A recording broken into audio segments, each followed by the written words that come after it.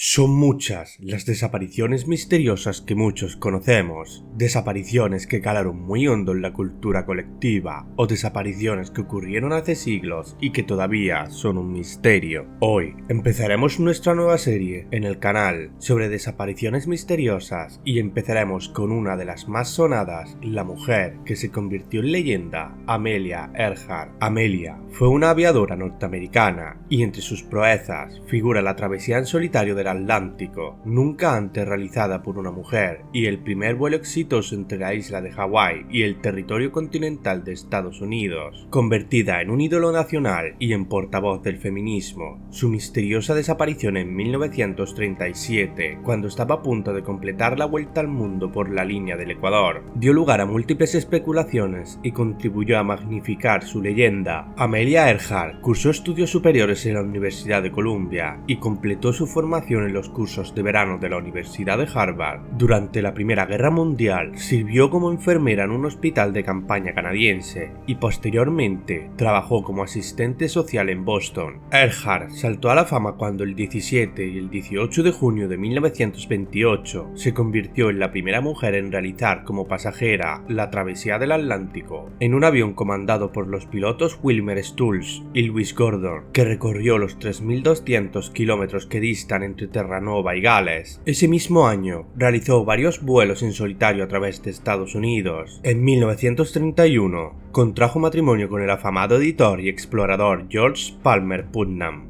pero decidió conservar su apellido de soltera. Entre el 20 y el 21 de mayo de 1932 realizó en solitario la travesía del Atlántico. Fue la primera mujer en completar sin acompañantes este peligroso viaje, proeza que no había vuelto a producirse desde el histórico vuelo de Charles A. Lindbergh en 1927. Estableció además una nueva marca de velocidad al alcanzar Irlanda en apenas 13 horas y 50 minutos. Earhart fue galardonada por el Congreso de Estados Unidos con la Cruz Distinguida de Vuelo, la primera otorgada a una mujer. En los meses siguientes realizó diversos vuelos de costa a costa de Estados Unidos, como el que la llevó de Los Ángeles a Newark. Su celebridad le permitió promover el uso comercial de la aviación y defender desde una postura feminista la incorporación de las mujeres a este nuevo campo profesional. En enero de 1935 llevó a cabo en solitario la travesía entre Honolulu en Hawái y Oakland en California, recorriendo una distancia superior a la existente entre Estados Unidos y Europa. Fue el primer piloto en completar con éxito este difícil viaje sobre aguas del Pacífico. Los anteriores intentos habían concluido en desastre. A finales de ese mismo año estableció un nuevo récord de velocidad, volando sin escalas entre la Ciudad de México y Nueva York en algo más de 14 horas. En 1937, Amelia Earhart anunció que intentaría dar la vuelta al mundo utilizando una ruta distinta a la habitual en estas travesías, y es que los viajes en avión alrededor del mundo se habían desarrollado hasta entonces en cortas etapas a través de los cielos del hemisferio norte. Earhart intentaría, junto a su copiloto y navegante, el capitán estadounidense Frederick J. Noonan, circunvular el globo siguiendo la línea del Ecuador en un bimotor Lockheed Electra. Iniciaron el viaje el 1 de junio de 1937, volando desde Miami hasta Sudamérica, de allí a África y posteriormente a las Indias Orientales. Tras haber completado 33.000 kilómetros en 30 días, más de los 2/3 de la travesía, su avión desapareció en medio de un temporal el 2 de julio, cuando realizaban la penúltima etapa del viaje, que habría de llevarles desde Lae, en Nueva Guinea, a la isla Howland, junto a Australia. La desaparición de Amelia y de su experto copiloto fue motivo de numerosas y a menudo fantásticas especulaciones, pero hasta día de hoy se desconocen las circunstancias del accidente y el lugar exacto donde se produjo. El último contacto por radio del Electra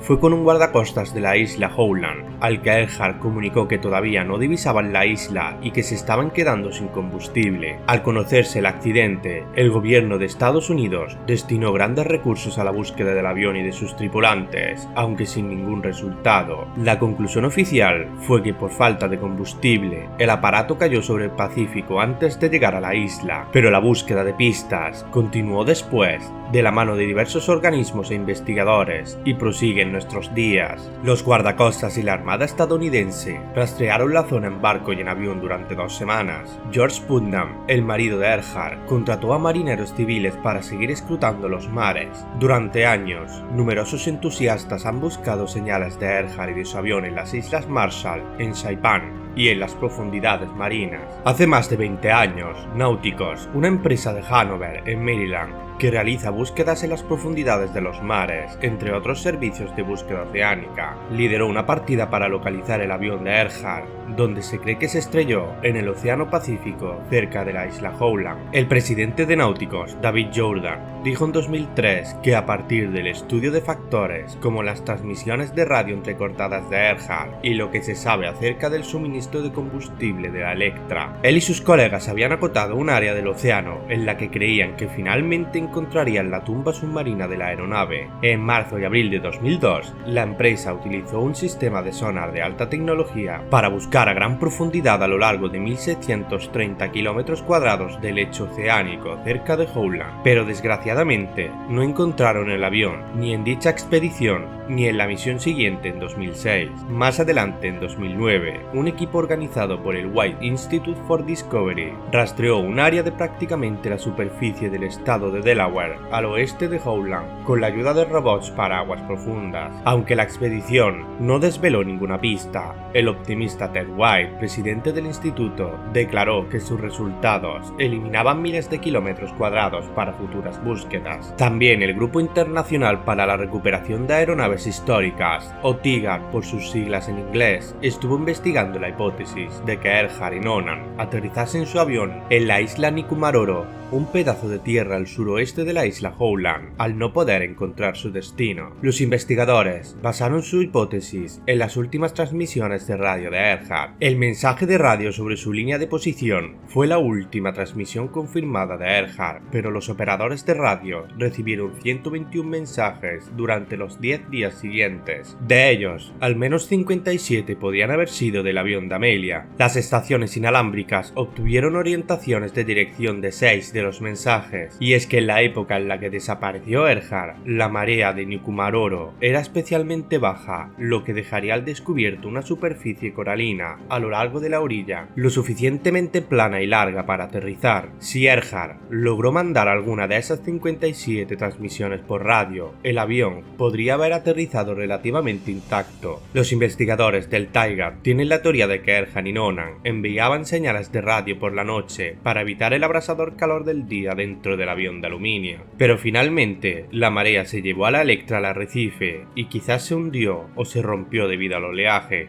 y las transmisiones cesaron el 13 de julio de 1937. Existen otras pruebas que apuntan al fatídico destino de Earhart y Noonan como náufragos en Nikumaroro. En 1937, una partida británica exploró la isla con la intención de colonizarla. Eric Bevington, un oficial colonial, se dio cuenta de que parecía un campamento de noche. También sacó una fotografía de la costa que incluye un objeto no identificado, que según el TIGAR podría tratarse del tren de aterrizaje del avión. Para 1938, la isla había sido colonizada como parte del plan de asentamiento en las Islas Phoenix, una de las últimas expansiones del Imperio Británico. Los colonizadores informaron de que habían encontrado partes de aeronaves, algunas de las cuales podrían haber sido de la Electra. También en 1940, Gerald Gallagher, el administrador de la colonia, descubrió 13 fragmentos de hueso enterrados cerca de los restos de una fogata. También encontró los restos de 2 zapatos, uno de hombre y otro de mujer, así como una caja que en su día contenía un sextante, un instrumento de navegación. Los huesos se llevaron a Fiji, donde fueron medidos y finalmente se perdieron. Los investigadores del TIGAR estudiaron las medidas utilizando técnicas modernas y determinaron que los huesos podían pertenecer a una mujer del tamaño y la complexión de Earhart. En este lugar también se han encontrado varios recipientes de cristal de la década de 1930. Uno de ellos podría haber haber contenido una crema para ocultar las pecas, un cosmético que es posible que Erhard hubiera utilizado. Una tercera teoría afirma que Erhard y Nona, incapaces de encontrar la isla, se dirigieron hacia el norte en dirección a las Islas Marshall, controlada por los japoneses, donde los tomaron como rehenes, posiblemente como espías estadounidenses. Algunos creen que los dos pilotos fueron asesinados, mientras que otros creen que Erhard y quizá también Nona volvieron a Estados Unidos con nombres falsos. Según una teoría, Erhard escogió el nombre de Irene Craigmile y a continuación se casó con Guy Boland, convirtiéndose en Irene Boland, que murió en Nueva Jersey en 1982. En el libro de Reineck, Amelia Earhart Survived, describe una hipótesis en la que Earhart abandonó su avión en las Islas Marshall y a continuación regresó a Estados Unidos con un nombre falso por razones de seguridad nacional. Según Reineck, este plan habría permitido al gobierno estadounidense rescatar a Earhart en las Islas Marshall y al mismo tiempo llevar a cabo un reconocimiento preguerra de los japoneses. Earhart habría enviado un comunicado por radio diciendo que se estaba dirigiendo hacia el norte.